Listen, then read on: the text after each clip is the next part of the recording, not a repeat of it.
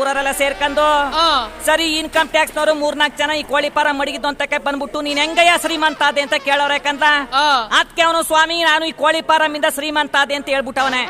ಅದಕ್ಕೆ ಅವ್ರು income tax ನವರು ಹೌದಾ ನೀನು ನಿನ್ ಕೋಳಿಗಳಿಗೆ ಯಾವ ತರದ ಮೇವ್ ಹಾಕಿ ಹೇಳಯ್ಯ ಅಂತ ಕೇಳ್ಬಿಟ್ಟವ್ರ ಯಾಕಂದ್ರ ಅದಕ್ಕೆ ಅವನು ಸ್ವಾಮಿ ನಾನು ಕೋಳಿಗಳಿಗೆ ಲೋಕಲ್ ಮೇವ್ ಹಾಕೋದಿಲ್ಲ ಎಲ್ಲ ಫಾರಿನ್ ಕಾಸ್ಟ್ಲಿ ಮೇವ್ನ ತರ್ಸಾಕ್ತೀನಿ ಅಂದ್ಬಿಟ್ಟವನ ಯಾಕಂದ್ರ ಆಗ ಇನ್ಕಮ್ ಟ್ಯಾಕ್ಸ್ ನವ್ರಿಗೆ ಇವನ್ ಮೇಲೆ ಡೌಟ್ ಬಂದ್ಬಿಡ್ತು.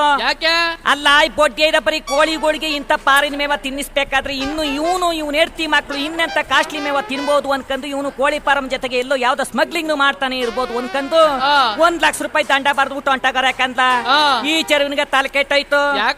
ಅಲ್ಲ ಇವ್ರಾಗಿದ್ದು ಇವ್ರೇ ಬಂದ್ಬಿಟ್ಟು ನೀನ್ ಕೋಳಿಗೆ ಎಂತ ಮೇವ್ ಹಾಕಿ ಅಂತ ಕೇಳ್ಬಿಟ್ಟು ನಾನು ಇಂತ ಮೇವ್ ಹಾಕ್ತೀನಿ ಅಂದೋದಕ್ಕೆ 1 ಲಕ್ಷ ರೂಪಾಯಿ ದಂಡ ಹಾಕ್ಬಿಟ್ರಲ್ಲ ಬೊಡ್ಡಿ ಐಕ್ಲು ಅನ್ಕಂದು ಯೋಚನೆ ಮಾಡ್ತಾವನ ಯಾಕಂದ್ರ ಆಮೇಲೆ 1 ತಿಂಗಳಾದ್ಮೇಲೆ ಈ ಪ್ರಾಣಿ ಪಕ್ಷಿ ದಯಾ ಸಂಘದವ್ರು ಅವನ್ ತಕ್ ಬಂದ್ಬಿಟ್ಟು ನೀನ್ ಕೋಳಿಗೆ ಎಂತ ಮೇವ್ ಹಾಕಿ ಅಂತ ಅವ್ರು ಕೇಳ್ಬಿಟ್ಟಾರ ಯಾಕಂದ್ರ ಆಗ ಇವನು ಯೋಚನೆ ಮಾಡ್ದ ಏನಂತ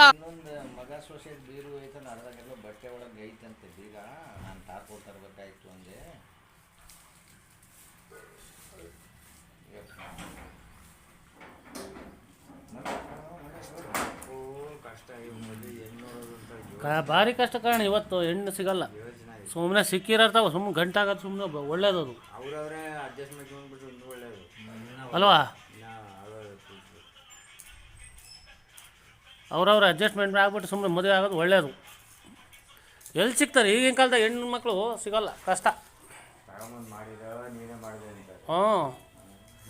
ಅವ್ರವ್ರು ಮೆಚ್ಕೊಂಬಿಟ್ರೆ ಟೆನ್ಷನ್ ಇರಲ್ಲ ಅತ್ಲ ತಂದೆ ತಾಯಿಗಳಿಗೆ ಅಲ್ವಾ. ಈಗ ನಾವು ನೋಡಿ ಮಾಡ್ತೀವಿ ಅಂತ ಅಂದರೆ ಓ ತಾಮಂದು ಯಾವುದೋ ಒಂದು ತಾಮಂದು ತಗಲಾಕ್ಬಿಟ್ಟ ನಮ್ಮ ಅಪ್ಪ ಅಂತಾರೆ.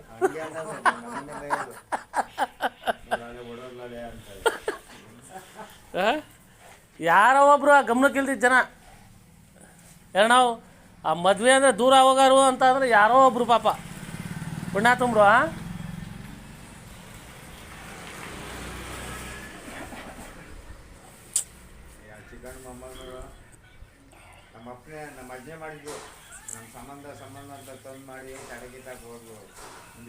ಸುಮ್ಕಿರಣ ಅವೆಲ್ಲ ಹೇಳ್ಬೇಡ್ರಿ. ಆಮೇಲೆ ಮದುವೆ ಆಗೋರು ಇರ್ತಾರೆ ಯಾರನ್ನ ಆಮೇಲೆ ತಲೆ ಕೆಡಿಸ್ಕೊಂಡು ಆ ಮದುವೆನೇ ಬೇಡ ಗುರು ಅಂತ ಅಂದ್ಬಿಟ್ರೆ ಏನು ಮಾಡೋದು ನಾವು